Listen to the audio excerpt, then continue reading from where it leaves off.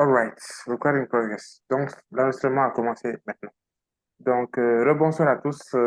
Merci d'être là pour cette petite session euh, sur la formation continue euh, sur Excel avancé. Alors, tout de suite, nous allons attaquer avec les activités, le programme prévu. Je pense que le samedi, nous avons fait les premiers cas. Il est Hmm? navigué dans Excel, insérer et copier les incréments. Ah? L'étape actuelle maintenant, c'est Non, euh, sélectionner et c'est rechercher repos. des éléments. Donc, nous allons faire un exercice simple. Nous allons essayer d'appliquer Hmm. les techniques de recherche avancées dans Excel. Donc, comme d'habitude, on va commencer par télécharger le fichier participation aux élections. C'est le premier fichier avec lequel on va travailler. Et le fichier d'exercice pour la session suivante serait exercice sur la participation aux élections, tout simplement. Donc, moi, j'ai déjà téléchargé le fichier, mais vous connaissez le principe. Cliquez sur le fichier, vous le faites ouvrir dans un nouvel onglet, vous téléchargez, et puis c'est tout. Donc, puisque j'ai déjà le fichier, je vais juste l'ouvrir. Small, ça c'est l'exercice. Alors, je ne peux pas du tout. Bah, du coup, je vais le télécharger. Je ne le trouve pas. Donc,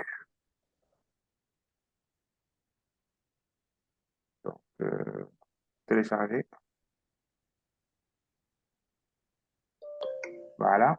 Une fois téléchargé, je l'ouvre. Donc, nous voici donc sur Excel. Parfait. Donc, puisque c'est un fichier qui vient d'Internet, je vais activer la modification. Voilà. Donc, nous voici devant un simple fichier. Il s'agit en fait des rapports du rapport des résultats des élections en France. Donc, ce sont des... Alors, pour ce cours-là, nous allons essayer au maximum d'utiliser les vraies données. Il ne s'agit pas de données théoriques, ce sont des vrais éléments de données, des vraies données statistiques qu'on peut retrouver sur data.gouv, donc sur le site français du gouvernement pour les données. Donc, il s'agit de vraies données. Donc, là, nous avons les codes des régions, les départements, les libellés des régions, le nombre d'inscrits, le nombre d'abstention, le nombre de personnes inscrites et donc ceux qui ne sont pas venus voter, le pourcentage d'abstention, euh, les votants, le pourcentage de vote, ceux qui ont voté blanc et le pourcentage de vote blanc. Voilà. Donc, nous avons ces données et nous allons essayer de réviser un petit peu, de travailler un petit peu sur les fonctions de recherche. Donc, comment est-ce qu'on peut faire des recherches? Généralement, lorsqu'on voit le tableau et qu'on sait où se trouvent les données, on va juste aller là où il faut, lorsque c'est bien organisé, et ainsi de suite. Là, c'est un petit tableau, mais imaginez vous avez un tableau gigantesque avec plusieurs colonnes et des milliers de lignes. Donc, il est important de pouvoir se repérer leur fonction de recherche. Je pense que la première séance, on a défini ce qu'est une cellule. On sait qu'une cellule a des coordonnées. Si là où je suis, par exemple, je suis sur la cellule O11. Donc, chaque cellule a des coordonnées. Et un élément que vous avez peut-être remarqué, c'est le petit onglet ici. On va beaucoup l'utiliser après lorsqu'on va faire des tableurs de données. Mais vous voyez qu'à chaque fois que je sélectionne une zone, là, ça change. Ça prend exactement les coordonnées de la zone sélectionnée. Donc, si je viens par exemple là c'est I19. Donc, ainsi de suite. Cela me permet d'avoir les coordonnées de la cellule, donc je sais exactement où est-ce qu'on a situé. Et c'est pas juste pour une cellule, je peux l'avoir sur, vous voyez, une zone de données. Par exemple, lorsque je vais prendre là, donc vous voyez que là, j'ai sélectionné donc 4L jusqu'à 2C. Donc 4L, ça veut dire que les quatre lignes plus 2C, ça fait deux colonnes. Donc 4 lignes, deux colonnes. Après ce que j'ai lâché, vous voyez que j'ai lâché sur C5. Donc de C5, c'est le début de la plage de données, c'est ce qui est en blanc et le reste en gris. Donc c'est la cellule qui est sélectionnée. Donc vous voyez que je peux sélectionner. Donc là, qu'est-ce que je fais? Je viens de sélectionner, allez, 20 lignes et 7 colonnes. Donc 20L, c'est 5, 7. Donc, la sélection de données, si je sélectionne ça tout de suite, je peux savoir que, ah, OK, ce que je viens de sélectionner contient donc 19 lignes et 9 colonnes. D'accord? Et donc, ça, c'est pour la donnée. Maintenant, ce qui est intéressant, ça ne permet pas juste de donner des coordonnées, ça peut permettre aussi d'attaquer et de rechercher des directions. Par exemple, on est en travail. Moi, je dis, bah, allez-y dans la cellule H14. Qu'est-ce que vous faites? Vous venez là, vous tapez H14. Et tac, ça vous met directement dans la zone, dans la cellule en question. Donc, vous n'avez pas besoin de, si c'est trop grand, de chercher ligne par ligne, non. Tapez directement dans la zone de recherche. Vous pouvez directement aller sur euh, la cellule en question. Donc, dès que je vous donne les coordonnées de cellule, vous pouvez directement aller dessus facilement. Donc, par exemple, là, je vais prendre, pourquoi pas, allez, D12, juste comme ça. Ouais, ça m'a donné directement la cellule D12. Donc, ça, c'est une fonction de recherche basique. Il y a pas de grand mystère. Dès que vous avez la coordonnée, ça vous permet d'aller là-bas. Mais sauf que ça ne vous permet pas de rechercher. Ça vous permet de rechercher à travers les coordonnées, mais ça ne vous permet pas de rechercher directement à travers le contenu, ce qui serait beaucoup plus intéressant. Donc, et c'est tout à fait possible. Alors, nous allons utiliser une fonction un peu plus avancée et plus intéressante. Pour l'instant, on va pas toujours rentrer on va pas encore rentrer dans les formules. On est toujours dans les fonctions d'Excel. Tout va pour l'instant. Donc pour avoir une fenêtre de recherche, on va faire CTRL F. CTRL F. Vous retenez ça? CTRL F. Donc, CTRL F. Et quand j'ai fait CTRL F, vous voyez, tout de suite, ça m'a sorti une petite fenêtre. Rechercher et remplacer. Oui. Donc, avec cet onglet-là, je peux, voilà. Au cas où vous rappelez, vous recherchez aussi, CTRL F, c'est le raccourci clavier, mais ça existe aussi. C'est le petit onglet de recherche. Donc, cliquez dessus, vous faites rechercher et ça vous ouvre la même chose. Voilà. CTRL F ou alors, vous verrez dans l'onglet, le ruban accueil, onglet, rechercher et sélectionner et vous faites rechercher et vous y êtes. Donc, pas de souci là-dessus. CTRL F. Donc, avec cette fenêtre, vous pouvez faire des recherches beaucoup plus avancées, beaucoup plus intéressantes. C'est-à-dire que je peux chercher, par exemple, moi, je fais par exemple, le code de région, par exemple, 93. Tac, tac, j'appuie. Vous voyez, il m'a directement sélectionné euh, quelque chose sur la ligne, mais pas tout. Je peux faire suivant, suivant, suivant. En fait, il m'a placé partout où il y a le numéro 93. Donc, vous voyez que ça, c'est déjà beaucoup plus intéressant. Partout où moi, je veux, par exemple, si moi, je cherche, par exemple, la Normandie. Je vais juste taper Normandie. Tac. On m'emmène directement dans la cellule où se trouve la Normandie. Donc, vous voyez que c'est assez simple et intéressant. Lorsqu'on cherche un mot-clé en particulier, directement, on y va. Maintenant, si ça c'est OK, on va essayer d'approfondir, de rendre la recherche un peu plus intéressante, plus avancée. On ouvre l'onglet, on clique sur Options, on ouvre d'autres options. Donc, vous voyez que là, on peut rechercher avec dans les feuilles, par ligne, dans les formules, respecter les cases ou pas, et un aperçu, et les formats. Donc, par exemple, on va rechercher, on a vu que là, on a recherché Normandie. Je vais mettre ça comme ça. Quand je fais Normandie simplement comme ça, je fais rechercher, bah, il trouve quand même toujours Normandie. Vous voyez? Maintenant, si je décide de cliquer sur respecter la case, ça veut dire que il doit respecter la formation exacte, il tient compte des majuscules et des minuscules. Donc, si moi, coche ça et que je fais rechercher, il va dire, il n'y en a pas. Pourquoi? Parce que moi, j'ai tapé Normandie N minuscule et là, il y a Normandie N majuscule. Ça ne marche pas. Donc, si je veux vraiment exactement la même formule et exactement le même mot dans la même composition, il va pas me le trouver. Dès que je décoche, même si je mets Normande, vous voyez que même si je ne fais pas tout le truc, rien qu'avec le début, ça fait. Par exemple, j'imagine que je tape Grand Est. Juste avec Grand, je me trouve Grand Est. Vous voyez? Mais admettons que je fais respecter la case, impossible. Il faut exactement avoir les mêmes coordonnées. Donc, si je veux quelque chose d'exact, de sûr, je vais directement cocher la case. Sinon, si je veux faire une recherche un peu plus étendue, voir toutes les options possibles, ou si c'est plusieurs cellules que je recherche, donc je vais décocher ça. D'accord? Donc, par la suite, je coche totalité du contenu de la cellule. Vous voyez que là, pareil, il faut que j'ai exactement le même contenu. Donc, si j'essaie avec maintenant G majuscule, correct, je mets S,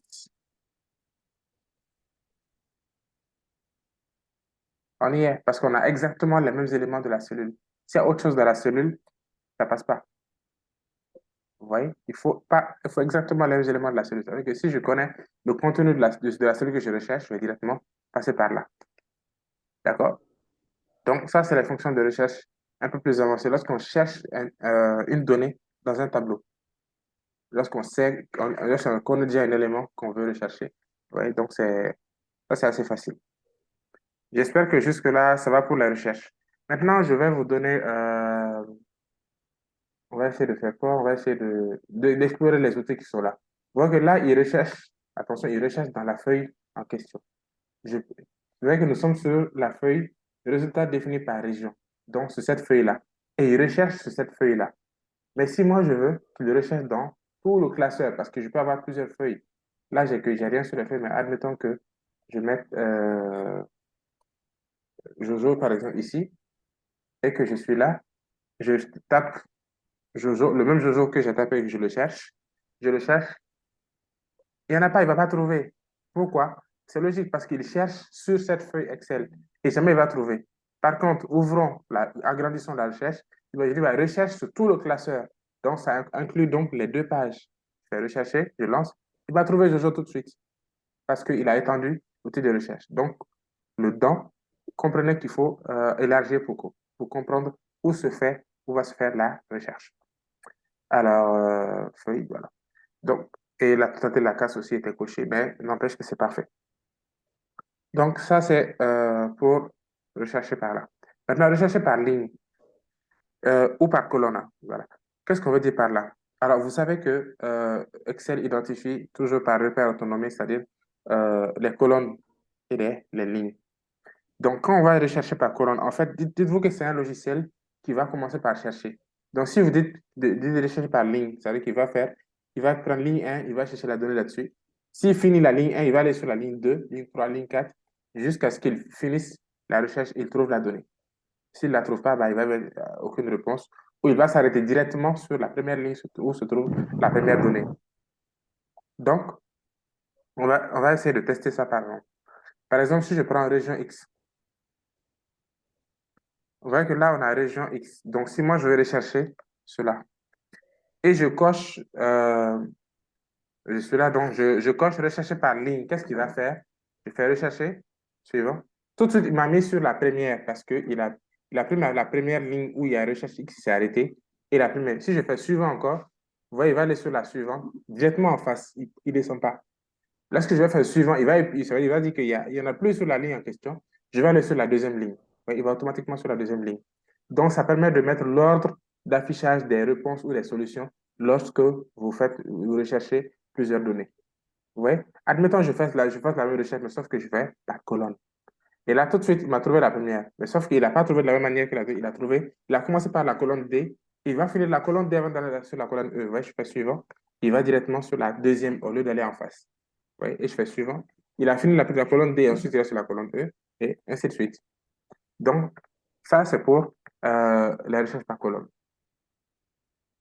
Et maintenant, pour les formules, il faut savoir qu'il y a, on va y arriver un peu plus en avant, puisqu'on n'a pas commencé à introduire les formules simples à complexes, on peut rechercher directement dans les formules, les informations dans les formules. D'accord? Donc, pour l'instant, on va essayer de maintenir déjà ces informations-là. Et voilà. Donc là, c'est tout pour l'outil de recherche. Et d'autres options aussi qu'on a, c'est avec remplacer. Parce qu'avec remplacer, euh, on peut directement faire une recherche large d'une donnée qui se répète plusieurs fois et la remplacer d'un coup automatiquement. Ça, c'est un game changer. Ça fait gagner pas mal de temps si vous devez corriger un terme qui est récurrent dans votre document. Alors, par exemple, vous voyez que, par exemple, j'ai région X partout. Si je me dis, ah non, les régions X, c'est pas X, ce sont les régions Y. Donc, qu'est-ce que je fais? Je vais mettre région X et je vais corriger, donc, en région Y, par exemple. Donc, vous voyez que toutes les régions X vont devenir des régions Y. Donc, je peux soit un à un en cliquant suivant, ou alors remplacer tout. Et là, je vais tout remplacer d'un coup. Tac. Donc, vous voyez, il m'affiche le nombre d'éléments qu'il a changé. Donc, l'action est terminée. 4 remplacements ont été effectués. Oui, donc les 4 régions X ont été changées en région Y. Et ça, c'est possible pour tout, en fait. Et là, j'ai toujours les options avancées. S'il doit le faire uniquement sur cette feuille, ou alors s'il doit le faire sur tout le classeur Excel, s'il doit respecter la case avant de trouver et changer, ainsi de suite, toutes les options de filtre pour qu'il ne change pas tout n'importe comment aussi sont possibles. Par exemple, ici, je vois que l'élément région euh, est répété plus de 2 fois. Donc, ce que je vais faire, je vais par exemple dire, voilà, changer le terme région. Je veux qu'on le change en allez, zone. D'accord? Et je fais remplacer. Excel n'a pas trouvé de correspondance. Déjà, région, peut-être que j'ai mis un truc un peu restreint. On va commencer par rechercher. Rechercher. On a, ok, on a région un peu partout. Vous voyez qu'on a région dans la colonne B. Pourquoi on n'a pas dans la colonne A? Donc là, vous voyez que là, j'ai activé un truc qui est pas mal. J'ai cliqué sur rechercher tout. Et donc, ça m'affiche la liste de tous les éléments qu'il y a sur le classeur. Et sur le classeur, il y en a un, deux, trois, quatre, cinq, 6 fois le mot région. Donc, ça, c'est la première, la deuxième, la troisième, la quatrième, cinquième, et ainsi de suite. Donc, qu'est-ce que je vais faire? Je reviens ici et je vais tout remplacer. 6 actions, voilà. Donc, cette action est terminée, 6 éléments étaient remplacés. Donc, OK. Donc, vous voyez que là, c'est plus région, c'est zone, zone, zone, zone, zone. Ouais. Donc, ça, c'est la modification automatique de plusieurs cellules. Voilà. Donc, voilà pour ce petit outil. Voilà pour ce soir. Je ne vais pas trop vous fatiguer. Donc, retenez que ça peut être efficace et utile des fois lorsque vous faites des petites recherches dans un fichier, lorsqu'il y a pas mal de données. Donc, si c'est bon, bah, ça, c'est tout pour la petite information, le petit outil de ce soir. Euh, Jeudi, je vais vous présenter d'autres outils pour performer un peu plus. Euh, c'est une question. Parfait. Donc, on me dit que tout va bien, on a compris. Deuxième élément pour la semaine prochaine, on revient sur le cours. Donc, là, on a travaillé sur participation aux élections, exercice sur la participation aux élections. Donc, pareil, vous téléchargez. Donc là, je pense que je l'ai déjà téléchargé. Si le n'est pas déjà ouvert, exercice sur la participation. Excellent, l'exercice est là. Donc, cet exercice, ça, c'est à vous de jouer. Ça, c'est ce que je vais vous laisser. Maintenant, il est basé sur exactement tout ce qu'on a vu jusqu'à présent. Donc, vous avez un tableau avec les données. Les données quoi? Les données liées à l'élection qu'on a eue. Donc, parfait. Zachara me dit qu'il comprend et que c'est bon. Excellent. Donc, ça, c'est un exercice que j'aimerais que vous essayiez de faire pour jeudi. Donc, vous voyez que là, vous avez le même tableau avec les données. Et là, voici ce qu'on vous demande. On vous demande de faire un cleaning des données. Donc, cleaning, juste de l'anglais, c'est le nettoyage, en fait.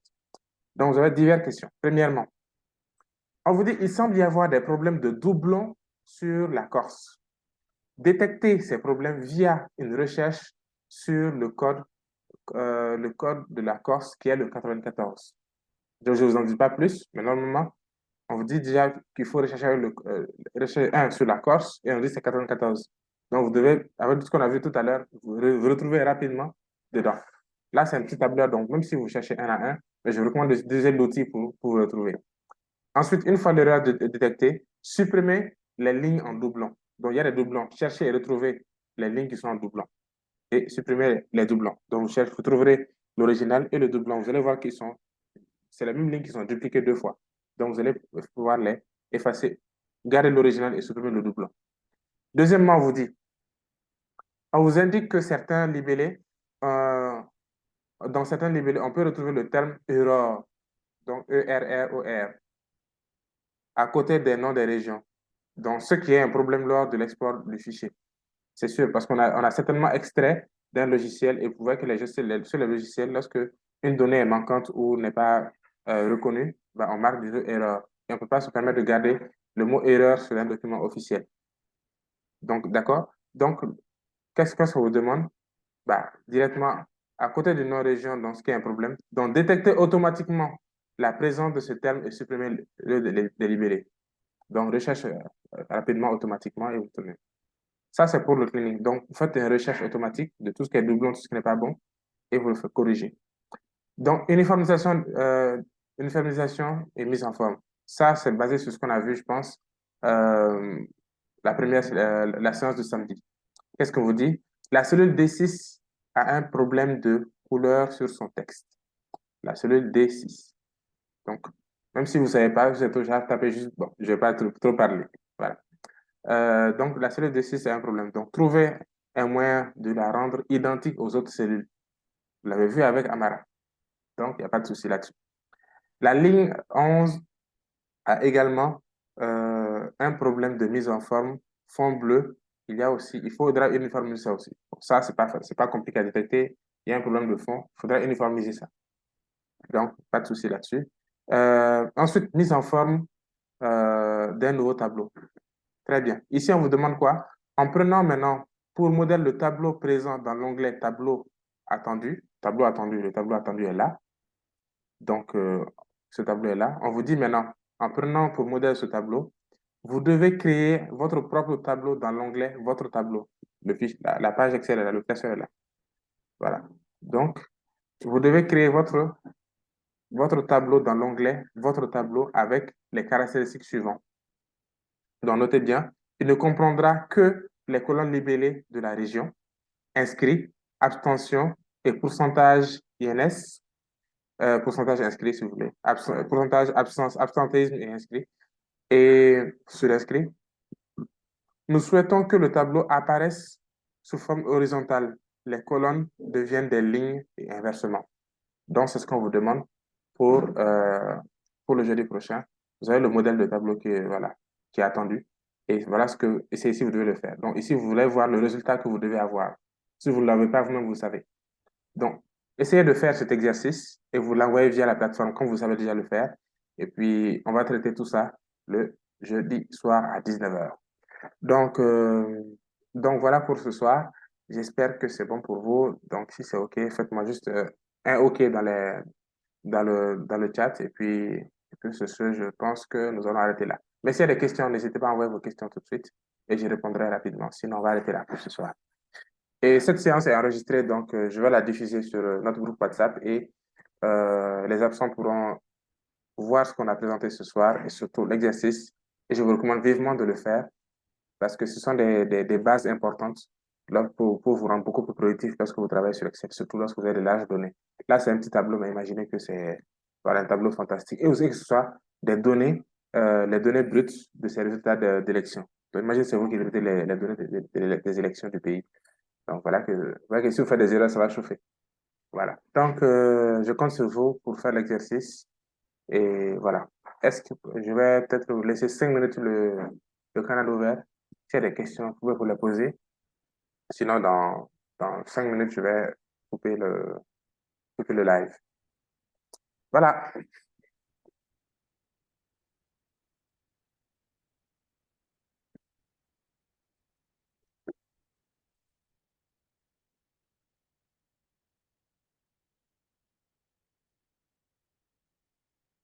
Très bien. Pour Boubacar, c'est OK. Et pour vous, Zachara, c'est bon? On peut compter sur vous pour jeudi?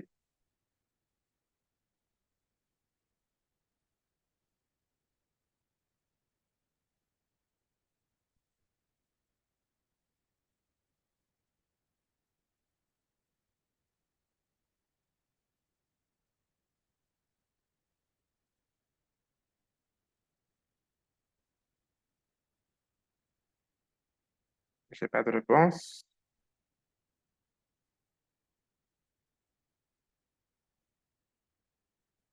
Je vais attendre un petit peu. Sinon, on va dire que qui ne dit mot consent. Ah, OK, tu as un problème de son. D'accord. Donc, je pense que le son enregistre bien de ce côté.